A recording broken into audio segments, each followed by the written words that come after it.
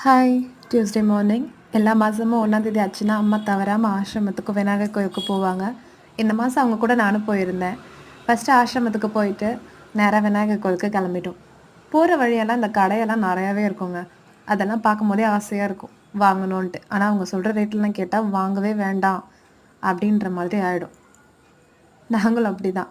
ஏதாவது வாங்கலான்னு போனாலே அவங்க சொல்கிற ரேட்டை கேட்டாலே நாங்கள் 2 பேருமே அமைதியாக வந்துடுவோம். எதுவும் வாங்கவும் மாட்டோம். நேராக விநாயகர் கோயிலுக்கு போயிட்டோம். அம்மா ஏற்கனவே அர்ச்சனைக்கு தேவையான எல்லா திங்ஸுமே வாங்கி எடுத்துகிட்டு வந்தனால எதுவும் வாங்க வேண்டியதில்லை. வெறும் அருகம்புல்லும் தாமரை பூவும் மட்டும் வாங்கணுன்ட்டு இருந்துச்சு. அதை மட்டும் வாங்கிட்டு நேராக விநாயகர் கோயிலுக்குள்ளே போயிட்டோம். அந்த கடையை சுற்றி வச்சுருக்க அந்த விநாயகர், அப்புறம் அவருக்கு பிடிச்சமான இந்த புல்லெல்லாம் செஞ்சதெல்லாம் பார்க்கும்போது அவ்வளோ அழகாக இருக்கும்.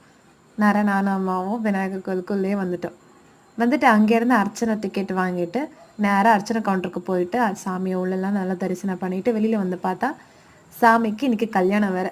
கல்யாணம் முடித்து பிரசாதம் கொடுத்தாங்க. நாங்கள்